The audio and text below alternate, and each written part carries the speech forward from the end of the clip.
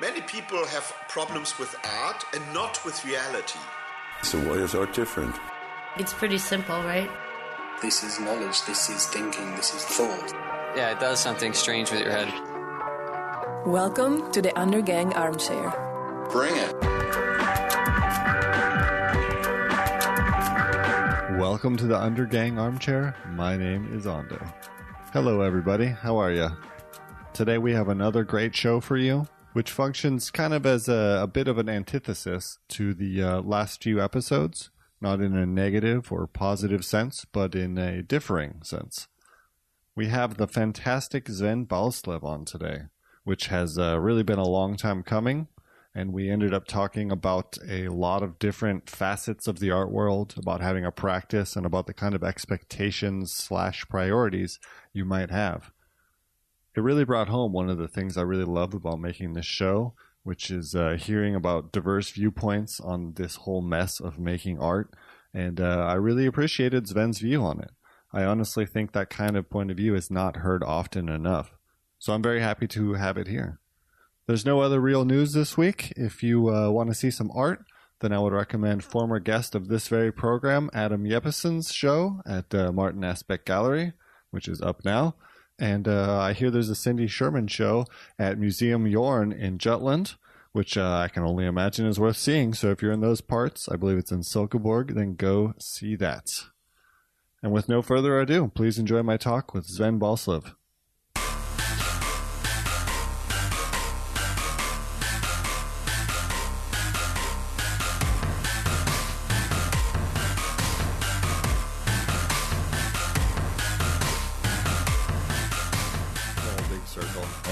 Oh yeah, and we bought a record off you at Ågällen.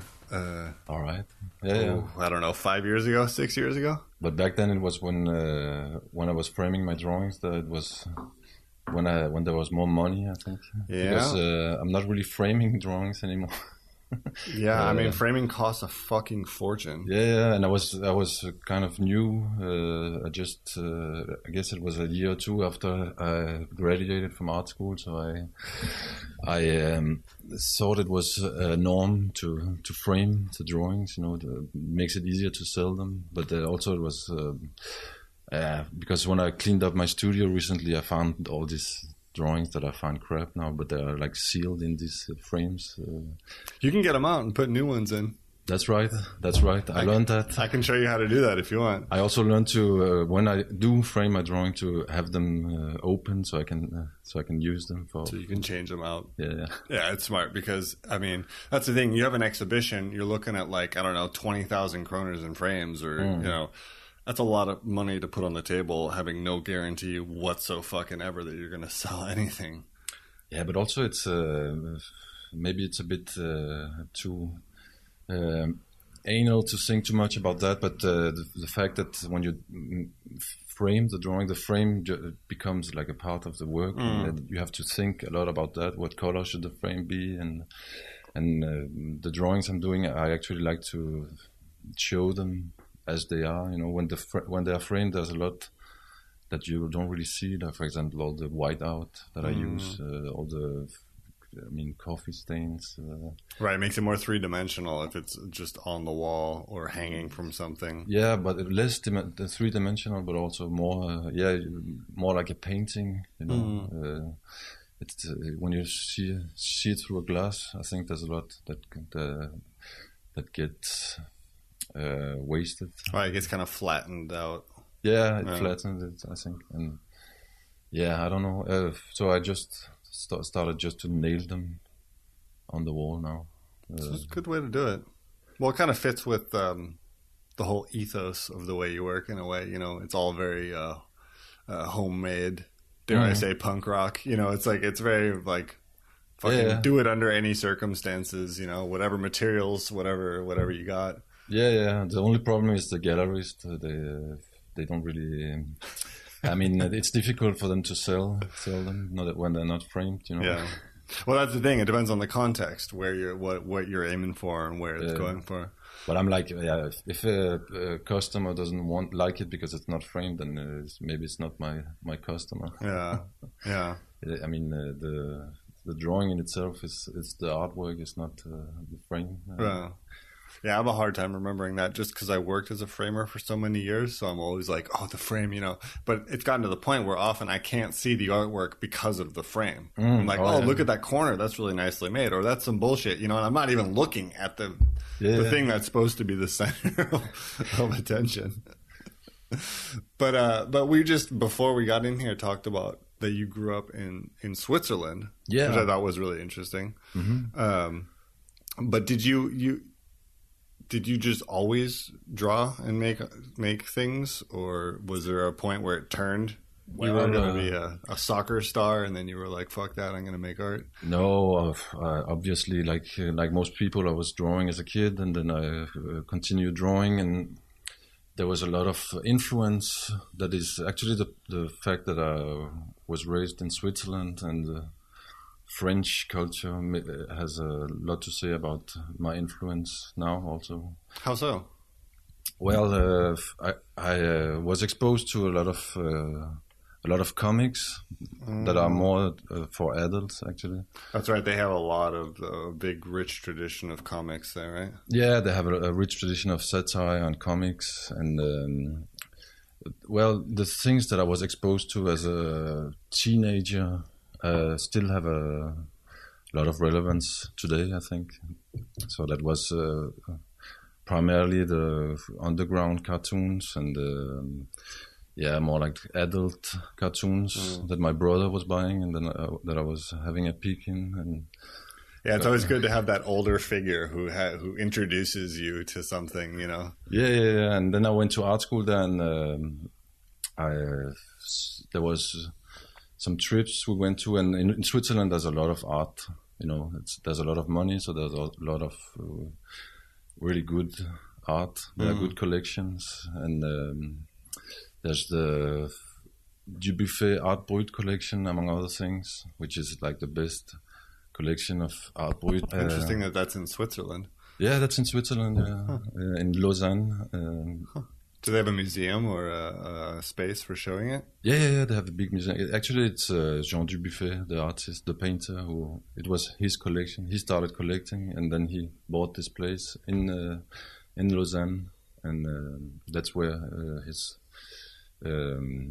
collection is shown, and you can. Yeah, it's a fabulous place. I want to go see that. You should. It's really mind-blowing pieces, And since I saw that quite early, I've always been comparing this to how you might call it, the commercial or the real art history, Right, the sanctioned, the one in the books. Yeah, the one that is Well, Art Brut is also kind of you might say it's a movement, which is wrong, but it's a part of art history, of course.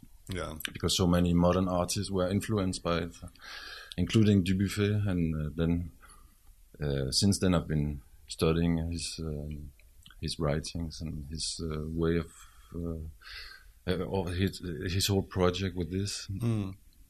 And then to move on about the influence, there was, of course, when I was a teenager, I was got into punk, the punk scene there. Was there a big one there? No, not at all. But there was enough for me and me and friends to just hang out and be bored and listen to Dead smoke Kennedys, cigarettes angrily. Yeah, very angrily, and tuning our. I didn't have my own, but like this moped, Yeah. So tuning mopeds and smoking cigarette angrily and listening to Dead Kennedys and. There's also some good French punk bands actually that we were listening to back then. I imagine that it would be a kind of a shock to go into an art school then, that it might be a little too formal or too. I don't know. I actually met a lot of people there from. When I was in art school in Switzerland, who actually showed me all the cool stuff. So not the teachers, but the students. They introduced me to. I got some good friends that introduced me to the whole fanzine, underground comics thing. So that was in a pretty young, a pretty early stage that I got into all this, and since all these things that I'm mentioning, it's quite powerful stuff, I think, still now. And I mean, it's like when I've learned these things, there's a lot of other arts that kind of fades compared. It just feels to more important somehow, or it affects you more, or. Yeah, I don't know. It's I don't really know what I'm comparing to now because we haven't really started talking about anything really. But the fact that these things that I discovered in that early age are still with me today. It's well, there's always those things that kind of like open your mind as you go, right? You know, because when I came kind of late to art. I think I was I was like 18 or 19, and it was just because a friend of mine took me to the MoMA in San Francisco. Oh, yeah. So, but that's a very kind of sanctioned, it's the right place to go look at art. Let's just put it that way. And I didn't really get into punk rock, fanzines, art brut, any of that sort of stuff until I went to art school. And it's funny how those coincidences are the things you kind of grab onto. I was way more interested in being, and I guess I still am, in being a kind of more traditional artist, I guess you could say. Okay, yeah. Hanging things on the wall, selling, having nice frames, making quality things, and that's still something that affects the way I work. And it's just interesting, these things that happen when you're young and how they affect for the rest of your life, really, I imagine, Well, I heard recently. I heard an interview with a writer, which I forgot the name of, but he said that something that it's peaking when you're 17. That's where you learn. That's where you discover stuff. And then that's it's like sets a course for you. Yeah, and there's like an explosion, and after that, it may seem a bit cynical to say it, but there's not really that many new explosions. It's you sort of go out of that direction. Yeah, well, it's funny how much of that might be coincidence then. Yeah, it is really purely coincidental. That you. Although obviously it affects you to a level. You immediately gravitated to that. But what happened? You moved to Denmark, you said, when you were like 17 or 18. Yeah. Fuck you, mom and dad. I'm out of here. I'm going to Denmark. Yeah. I got kicked out of the art school. I had the bad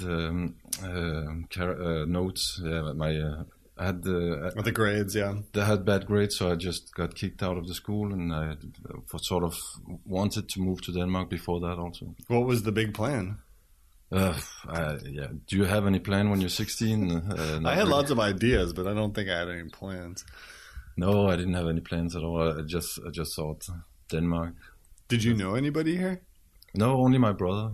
He was living here. So he kind of like helped you find a place to live, get going, or? Yeah. I lived in boarding schools and had some years where I lived like 1 month there and a few months without having any place to live.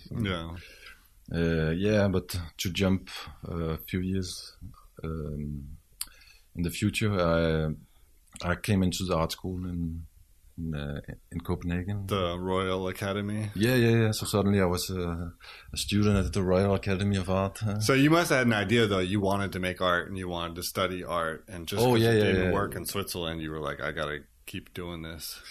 Oh, yeah. It was always with me. I mean, and also, because for me, it's the whole fan culture, the whole being really blown out by art or comics or music, being a fanboy. It's I was still also all the years before I went to art school. I was just drawing all the time and reading comics and keeping this.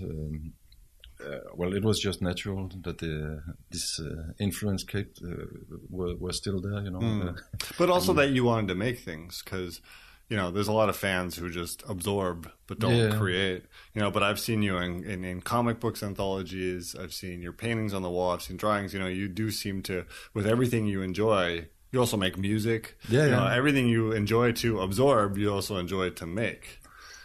That's true, yeah. But I still feel like I'm not as good as my heroes. Every day is a struggle to be. I am. Maybe one day I could become just as good as this, idol that I have in the music world, the comic, or even art. I'm not anti-art in any way. You said traditional, but I don't know what the word is. But I don't think there is any traditional art really. I mean, there's like commercial art, but art is constantly changing, right? So and art pre-exists capitalism. We know that. It's not necessarily just a current system now which defines art. No, it's if you look at art history, it's changing all the time. I'm not the stuff that I do. I'm not doing it against any white cube or whatever. It doesn't really interest me. I don't have a problem being in both places really. I mean, being in the art institution and being outside of it. I mean, Did you enjoy going to the academy here? Oh yeah, that was great. And it was also a time when they still haven't had money. Well, they still do have money, but now back then you had like a studio. Of course, they have that now also, but I had like this huge. I mean, for years, I've been just drawing on a desk, drawing A4 drawings, and suddenly I had like a huge room. I didn't have to pay for, and I had money for materials. Right, a stipend to live off of and everything. And access to all kind of studios where I was basically just abusing the Silksprint print studio there at the art school. That's good because it seems like I do some work down there sometimes now, and it seems like I'm always wondering, where is everybody? It doesn't seem like there's so many people actually making shit. I don't know if it's happening at night or what. Yeah, I don't know. I mean, it seems kind of empty. Also because the place is kind of hostile. This castle. There's no. It is a little oppressive. Yeah. So I was. It was also we went traveling to Thailand and Japan and the school did. On student trips, so it was completely crazy and basically it was just 6 years of partying and working and it's great. But you could manage both party and work. Yeah. Because that was my problem when I went to art school. I was young enough that art got sometimes prioritized less than partying and hanging out, and I wasn't nearly as bad as some of the other people who really had a hard time, but I wonder what would have happened if I'd gone to school later and been a little bit more serious. But I think it's changed a lot now. Now it's much more serious and there's a higher demand of the students of being more. I don't know if more professional, not productive, but you're right, professional, and to be able to focus on having a career. I think it has changed quite a lot since. But also basically the fact that I could print, that meant a lot. Having access to workshops is amazing. Because once you get out of school, you realize how hard it can be to get access to certain techniques, materials, tools, etc. That can be really, really tough. Did you have a hard time when you left school? Was it all of a sudden like, here you go, real world? Yeah, well, actually, the first year it was like, whoa, this is easy to be an artist. And, also because it was just before the big financial crash. So this is like mid 2000s. 2008 was where it went wrong, Yeah. And before that, there was, a lot of selling going on. A lot of people was buying art. And did you get involved with the gallery right away? Yeah, I was. That's where I had my drawing framed there at Klaus's place, and I also had I got a grant. And I thought it was very easy to be an artist. When I look at what I was doing back then, now it was maybe good that there was a little wake up call there, because there was really maybe not enough thoughts in those drawings back then. Just a lot of easygoing, colorful drawings. Yeah. Well, I mean, that's what happens. You always look back. At least for me, I've got stacks and stacks and stacks of shit I made not even that long ago that I'm like, what the fuck, you know? Yeah. So so suddenly there was a big void there where nothing was going on, and you had to suddenly struggle again. You had to find a job, and So I tried to. I kind of learned to live that way now, and just to have a part-time job and taking whatever is coming, but I don't really expect to sell any of my drawing. That's maybe the major difference from what I'm doing now compared to what I was doing there when there was this big wave of selling. I mean, now I have no intention of selling any drawings I'm doing, you know, and just well, I guess the good news about that is that you don't have to think about other, you know, you can purely make it for yourself, and the fact that you made it is the success. And then see, you know, hey, if something sells, well, why not? But it also gives you a lot of more freedom to do whatever you want. I mean, for me it's always been about that, you know, it sounds a bit banal, but it's like the fact that you can do whatever you want with art. Art is it's equal to freedom for me, you know. And as soon as I made a mistake probably back then, I realized that now that thinking commercially, you know, I'm a bit ashamed of that now when I look at the drawings. Well, that's the lesson you learned. I mean, that's not a bad lesson to get. I mean, you could have learned it 10 years from now. Let's say the wave had lasted way longer, and you were just like, here we go, you know. So it's all part of the process, I guess. Yeah, but it's really, for me, it's, I mean, it's an addiction. I mean, I need to draw all the time. I mean, it's something that I feel really depressed if I don't do something. It's I think that's lucky, because I think a lot of people who work in the art world do so based off of some sort of notion that they should, not that they have to, you know. And like I struggle with motivation sometimes. I guess we all do, but just knowing that you have to, and it doesn't fucking matter whether you sell anything or even show anything or whatever, could be a blessing. But it's something I try to teach my students also, to be like to sort of zoom in to what it's all about when you work. I mean, for me, just the fact that you can put, I mean, the satisfaction you get by putting black ink on a white paper, you know, it's just, for me, it's just, I mean, not even think about the result at that point, just to have this satisfaction, this smooth the brush, act of doing it. And, or it could be a tube of oil painting, you know, just the fact to push some painting out of this oil tube is enough, you know. Yeah. If you like doing that, then I mean, there's no reason to think that you should shook up the art scene the world with your art, you know. Well, I think that maybe it's good. Like you just mentioned, you try to teach your students that, and it is really easy to forget what it's all about. You know, I've asked a lot of artists, and something I think about a lot is like the reason you get into making art is this desire.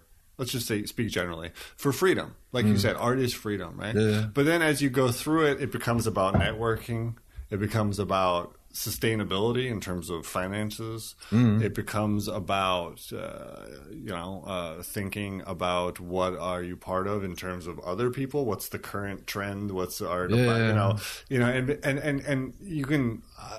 you can forget why you even got there in the first place. I like to ask artists, are you having fun? Is it still fun? And people are, half the time the answer is like, they have to think about it.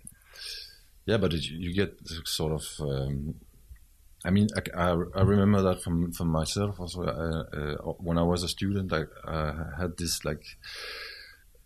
blocks, because you have all this talk and you get very confused, and suddenly you understand art history more and more, and you get all these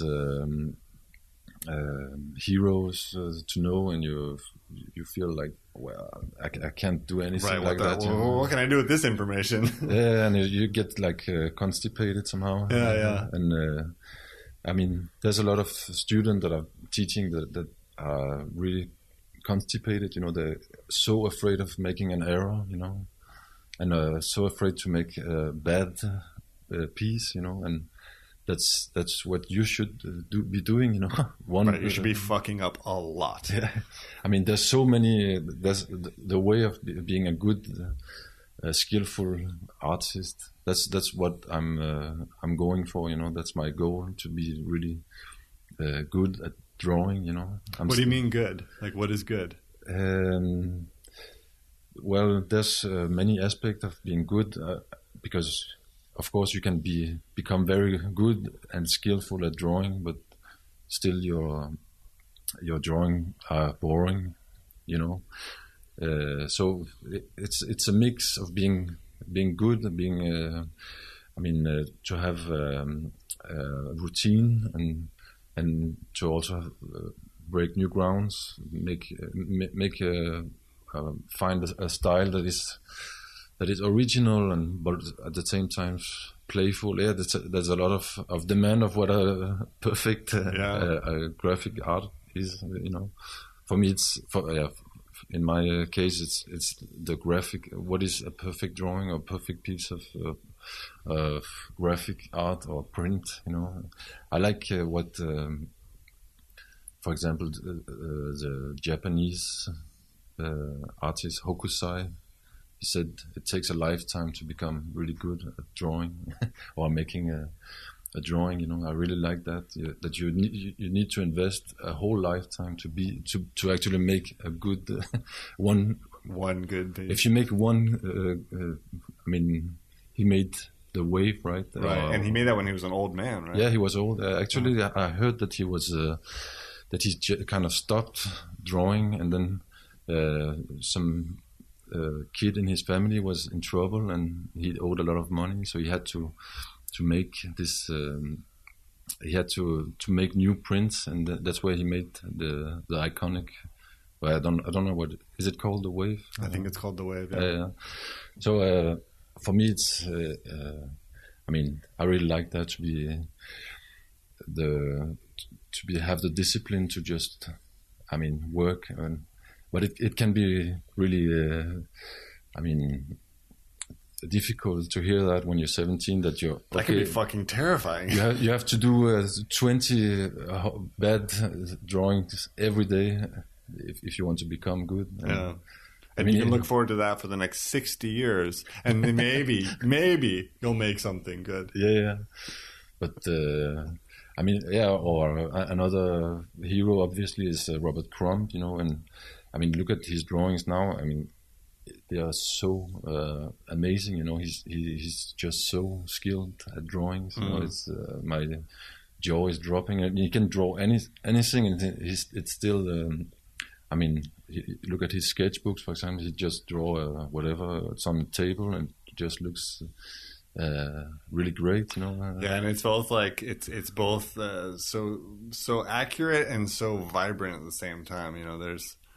He's amazing, but he's an old man. He's been doing it forever. Yeah, and he's also drawing every day, all the time, and that's what you need to do. That's just a cold fact that you need to work all the time to become good, But how about the balance, though? How do you, like, if you do want to make a career, if you do want to earn some of your income off of making art, you also have to somehow get it out there. Do you spend time trying to, like, small talk or whatever you want to, working on your network, presenting new work to galleries, or I don't know, whatever it might be? Well, I'm really trying not to, and I'm really trying to use or abuse the drawing that I'm making in all sorts of ways. Using them for posters and prints and books and. I thought you made concert posters. Yeah, that's a thing I really like to do. That's also something that goes back to stuff that I was exposed to at a young age. The whole geek poster scene. I really like doing that. I mean, also it's quite kind of liberating that it's just that it's a piece of information, but still it's like a graphic design and an artwork at the same time. Right. It can be any of those three things or all of those things. Yeah, and I like the fact that it has a purpose. I mean, of course, I'm not saying that art doesn't have a purpose, but that I like the fact that that the drawing becomes less pretentious somehow than if you show it in a gallery. It's just just a funny old drawing. yeah. And some people might pull it off the wall and save it. A lot of them will get thrown away. And you were asking how. What was the question? How do you manage if you do it all? It sounds like you don't, but try to like have shows.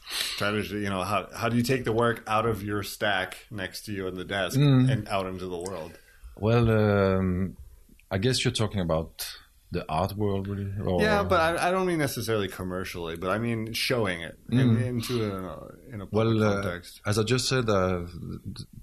Showing it on a graphic design is the way I prefer to show it, because it's not as scary as when it's in the white cube or whatever. Yeah, people are used to looking at posters or record covers. It's like a familiar thing, and I really like showing my work that way. It becomes less pretentious. Really, I think it's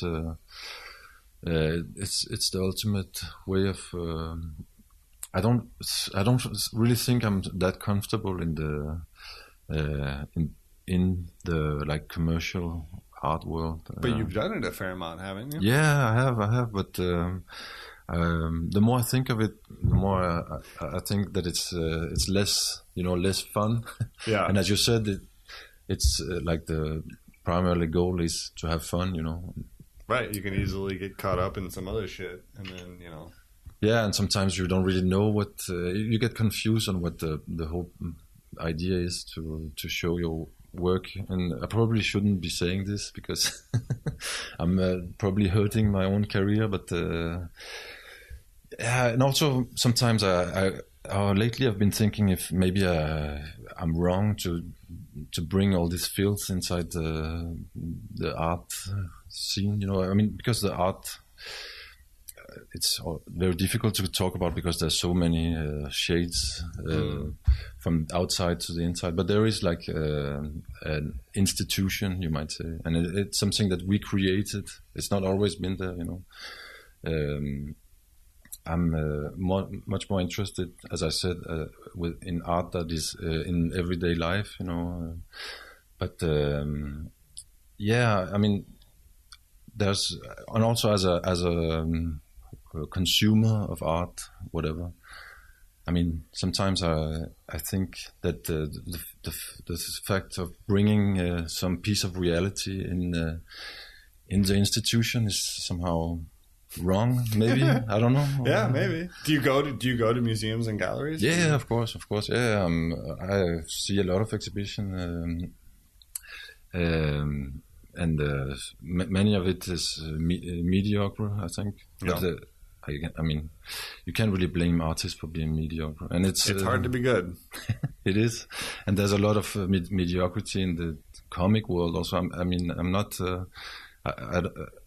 The freedom I'm talking about is also about not choosing a camp, because I see that a lot of people that are maybe in the war zone of I'm anti-establishment or whatever. But what I was trying to say before is that when I come to think of what a perfect art world is actually just, I mean, things that are not referring to anything, basically. You know, for example, a piece by Donald Judd. Because, these last nights I've been thinking of what is actually some, perfect piece of art, you know what I mean? And I think that is really like, that's perfection right there, or maybe you can help me out. Who made this cube that is made of a mirror on each side? I don't actually know. This is also like that's perfection, and also I find this very beautiful that the absence of reality and filth is just for contemporary art, it's just, for me, it's and I'm not being sarcastic or anything. I just think it's really beautiful that you go into the institution and watch a cube made of mirrors. When it has no information, shining back at you. It's just shining back at you, and what you're really looking at nothing, and I think it's really beautiful. But that's so different than what you make now, isn't it? It is, but I'm as I said, I'm a consumer.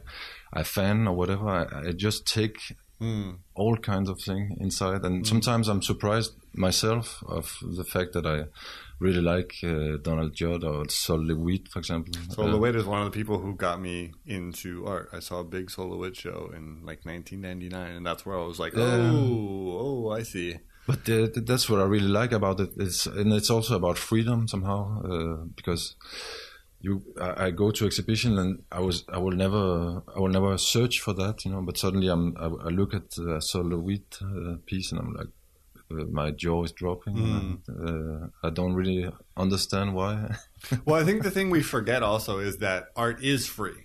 We keep going back to this. Art is free, right? Yeah. But there's all these like weird little rooms that are built up, which is like, no, art isn't free. This is trendy. This is this is that, And like you say, you can just be like, nah, fuck it. Like music is art, It is everywhere, mean, and there's a lot of examples of artists that don't call themselves artists or that makes like amazing piece of art. Of course, I'm referring to the whole art brut thing. People that have no pretension of being artists, but still are doing works that are 1,000 times better than a mediocre piece that you see everywhere. Right, and they do it because they have to, or at least they want to. Yeah, but of course, the big difference is that, and that's what Dubuffet is also talking about it, and pointing at himself also, is that the whole thing of being an artist is you have to spend a lot of time networking. You have to spend a lot of time doing the application for the art funding. So you have to talk to people, and that gives you like maybe 20% of your time to actually make art. And when you compare that to people that are, for example, there's a lot of shades also of art brut, but a person who's in an institution and just draws every day because that's what makes him or her in form of therapy, for example. Mm-hmm. And it's just much more interesting because they've spent all of the. It's not possible for us, but the fact that they spent much more time on drawing and making art is just. It's without context. It's just for making it. Yeah. Whereas there's so much other context. The truth is I haven't been able to, I'm trying to finish a project right now. I haven't been able to work on it in probably 2.5 months. Not once. That's my problem also. What the fuck? What the fuck? Why is it, what? And so then you have this thing like, okay, there's a financial reality to life. You have to be able to buy food and but also materials. the whole funding thing. You have to have an idea before you actually. Make it. So that also have a negative effect on many on the way of working with art, because you have to. You can't really make an application with say, I want to show some paintings that I'm gonna make. Right. I don't know how. And I don't know. I'm just gonna make them. Yeah, that's gonna be that. Yeah, so that's a surefire. So now. the clearer the concept, the easier it is to actually get an exhibition. Do you still play the game, the applying for funding game? Yeah, I do apply for fundings. I do that. Once a year, there's this in Denmark. I'm sure you know that you can apply to getting money from the state. And that one's more open. That one's more like just paying for an artist to work. Yeah. So that one, of course, I'm frustrated by it, but like most artists, because you really expect a lot and you spend a lot of energy on writing this. And then you are super disappointed when you get when I get a zero. Yep, I've gotten a zero, I think, for 10 years in a row now. Yeah, but I kind of like the reality check that there is to it, that you have to write like an exam. Yeah, it's not necessarily bad to be forced to think about your work in a different way. It sounds a bit. It sounds super boring actually, but I kind of like to just stop once a year and think. But it gets harder every year to actually. Even now, this conversation is. It's so difficult for me to actually explain what it's all about. And for each year, it gets even more and more confusing. I'm not really. I'm not going where it's easier to pinpoint what actually is, because also there's new influences all the time. Well, I think maybe the question also is just learning how to talk about it in some sort of current language that fits into the art context, because there's such a way of talking about things. Yeah. But my problem is probably that I'm in too many area at the same time. Yeah. So it makes it difficult to make an application for that crowd of people who give money for that kind of, or for one. They have to have direction to who they should give money to, but well, it's institutional. It comes from the government, right? So of course they've got all sorts of different plans and ideas and ways they have to structure it, and then people are yelling at them every year, like, "What the fuck? Why did you do this?" You're just giving artists free money. They're laughing all the way to the bank. Every once in a while there's those articles in the tabloids. But what I really think is pathetic is when people are whining over the zeros that they get, because it's. You just have to do it. If you don't get money, well, of course, I'm disappointed also. But it's your own fault. You asked for it, And you could have been a banker. Yeah. If you really want to make money and you get money, you should just do something else, For me, it's. I sort of made a pact with myself when I was at that. Crucial age there, that I'm gonna make art and I'm gonna make what I want to do, and nothing else but that. Well, I think it's smart. I think it's really smart, because it's hard not to be affected otherwise by the whole thing. Because I get really tired of being, by Danish standards, dirt fucking poor all the time. Yeah. It's hard after a while. And granted, I live in an amazing place. My life is fine. There's nothing to really complain about. But after a while, you're just kind of like, ugh, And then you start to think, then in those dark nights where you're like, I wonder if I could, what about this? And I don't really want to spend any time trying to show work. No. But I feel like I have to. I feel like I'm forced to. I'd rather just make the fucking work. Yeah, but there's so many ways to show your work nowadays. There's nothing that. Of course, you need some kind of a stempel of approval from an institution. That's the biggest hurdle, I guess, of being an artist. But then you should do it. I mean, then you have to ask yourself: do you want the stamp of approval, or do you want people to actually see your art? That's the big question right there. Yeah. And also, do you want to compromise with what you're doing? I mean,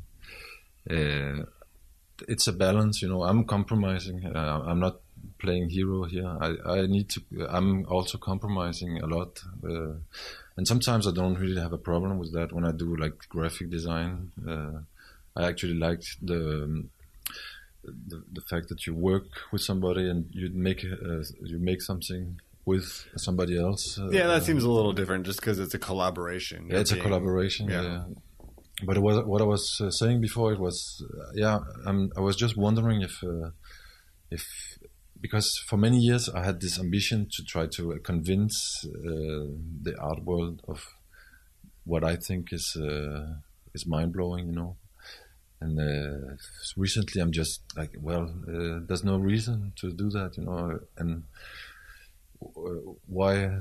I mean, I kind of have a problem with when I make an exhibition, for example, or when I write an application, that I'm excusing or explaining why death metal is so fucking important, you know. And I mean, it becomes this, or for example, in my case, the comics.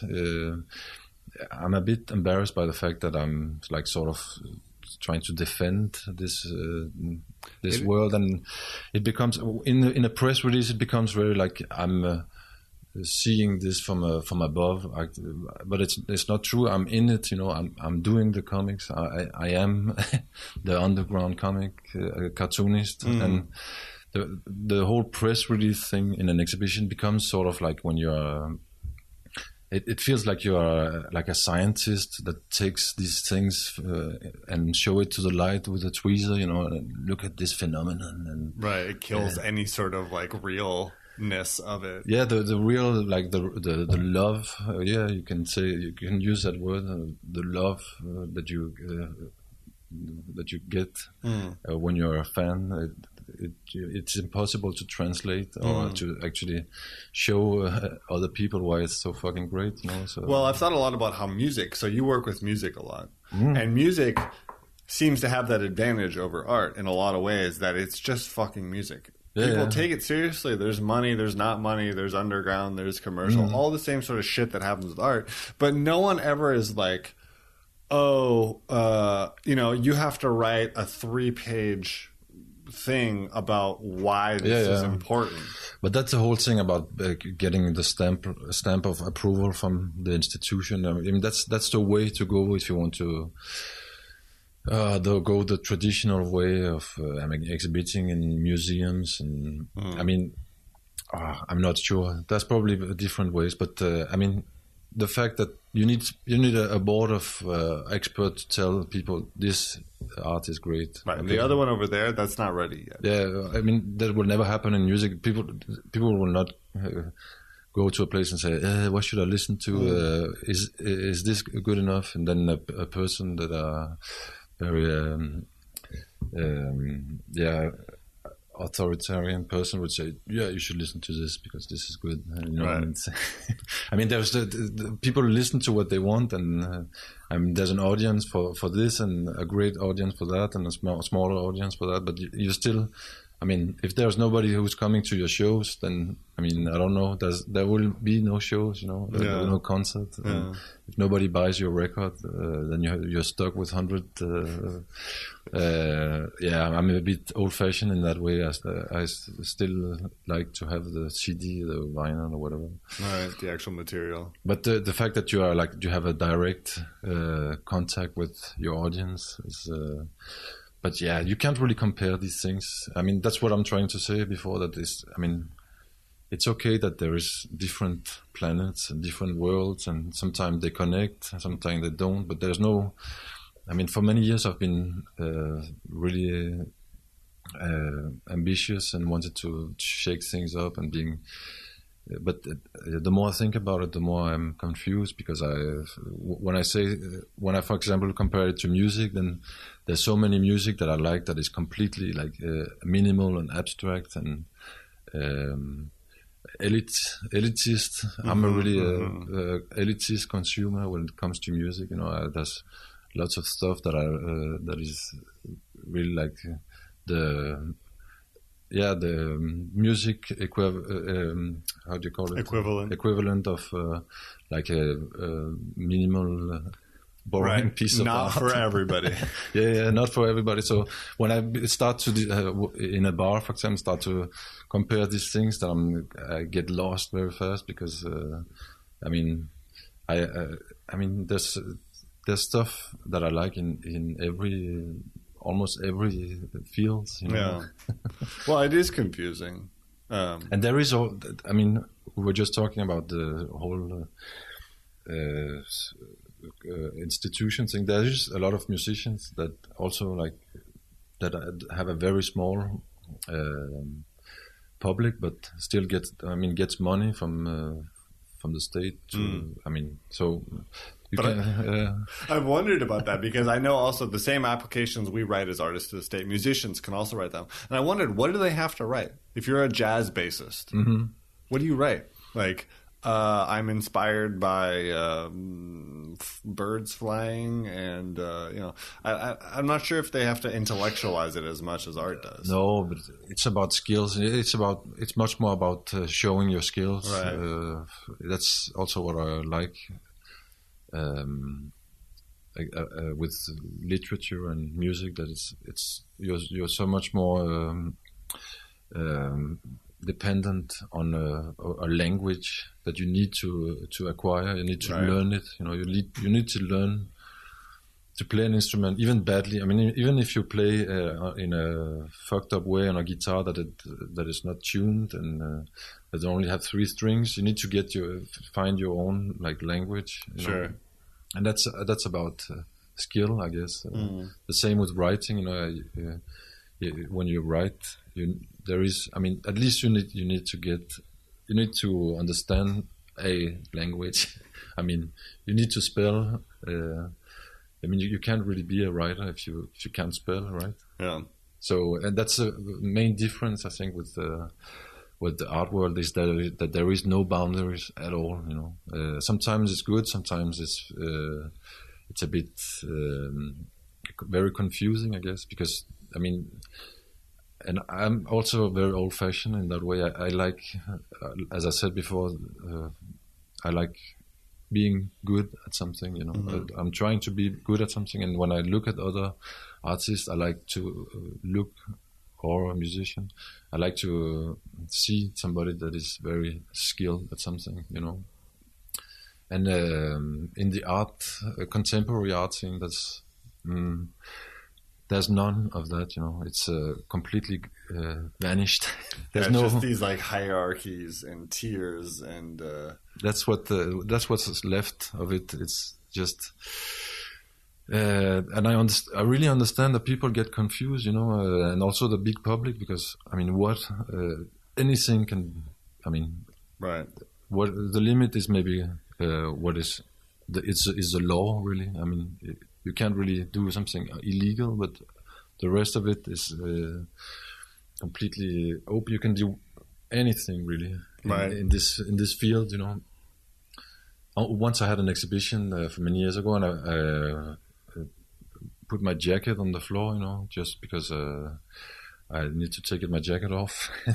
And shortly after, there was this guy who comes with his hand behind his back, and look at his jacket like if it was.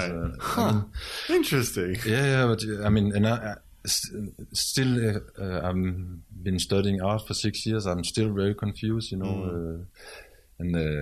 the fact that there is no. There's no skill involved. Right. Well, it's not necessarily. There is skill for some people, but for other people, there isn't at all. I've noticed the art students at the academy here, they don't really know how to do anything. but they're very good at formulating ideas. I'm not saying they're not talented, because they are very much better than I am at formulating ideas and theoretical approaches, et cetera. But they don't know how to draw a fucking tree to save their life. Or to use the darkroom in my case, or whatever. But as a personally, I just find that sad. I mean, because it's not coming back. So if, I mean. It might. There's like, for example, so I work with analog photography with the darkroom and those traditional materials, which started to disappear, but it's actually coming back now. There is an increase in interest. So whether it'll come back at the same level, I don't know. I have no idea. But it seems like the curve is going up again. Yeah. So there's always hope, some sort of hope, or else just that people will say "fuck you" to the art schools, and do it their own way. Yeah, but if you look at it with this art historian glasses, it's really like the whole modern art thing is about dismantling the painting or the technique. It's just right. And it's like a progression for many people. That's why I keep saying that I'm a bit old-fashioned, is because I think this progression is kind of sad, that in art school people see the progression as something that is getting like falling apart somehow, and it's kind of not so positive. So recently I just enjoy more art from late medieval paintings and Renaissance paintings, because Albrecht Dürer, Dürer and Cranach. The last time I went to Statens Museum for Kunst, I spent more time on the third floor. There were all these paintings from that time. Not only because they are skilled, but also because they are so fleshy and bloody, and they are fleshy and bloody. That's a good way to put it. I mean, they're really and that's how. I mean, I still think that's how humanity is today. I mean, I don't really believe in this whole modern way of thinking. I understand that we wish to be modern, but we're not. We're not modern. We are fleshy and bloody. We are at war, and there's horrible diseases, and there's crippled person, and I mean. The world is really disgusting, still. And I see for some reason I just see myself. I see my own time. The whole thing of reflecting society is a bit difficult to see for me and in the contemporary art scene. Because it's about being modern, pretending that you're above it. Yeah. So, well, I mean, does it help? I mean, the good news is right there. You've got a lot of material to work with for the rest of forever. Like just that idea right there. There's so much to grab onto. Which one idea? The idea about the fact that we do live in a horrible, messy shit show of a time. I wish we weren't really. I mean, I understand the modern dream, but it's just not reality. It hasn't been so far, at least. That's for fucking sure. It's just more hidden, That's what it is now. Right. We just for us. It's hidden. Yeah, all the nasty stuff is hidden. That's why I think those paintings from the Renaissance are just much more honest, some ways, all these disgusting persons, death and life and all that. Well, I mean, I guess my final question is whether teaching helps you clarify to some degree. I'm very interested in teaching as a practice too. Yeah. I love teaching. I really do. Also because you are forced to say something, So you just stand there. You have to do something. And I mean, they're all ambitious students. All have a way of doing art, and some of it you just don't like it. I mean, that it doesn't match with your taste, but still you have to say something, So sometimes you're really surprised of what comes out of your mouth and what you.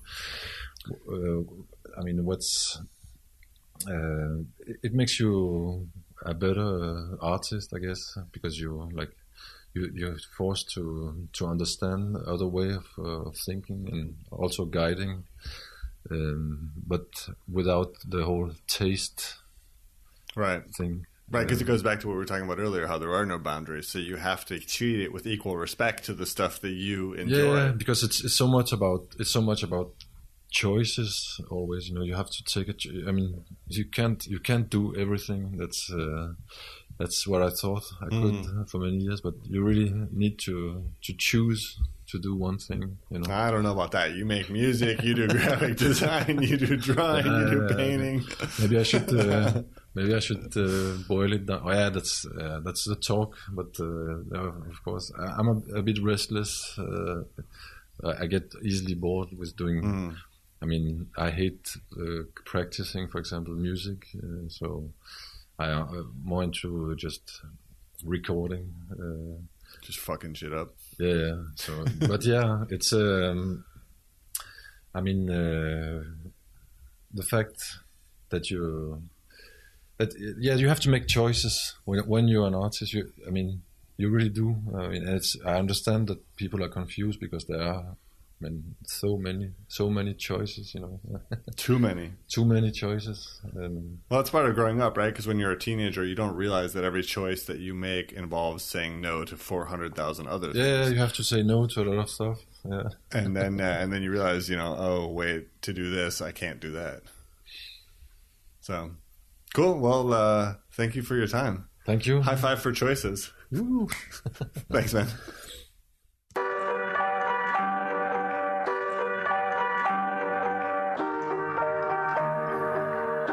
And thank you for listening to this episode of the Undergang Armchair. The intro and outro music was faithfully provided by Johnny Ripper, and today's interstitial music was provided by Saberlike. You can find links to their music and tons of other conversations with great people on our outsider movement of a website, undergang.net. If you do like the show, we would appreciate it if you take the time to leave a review on iTunes. It helps others find us. It's the greatest favor you could do us. Thanks so much for joining us.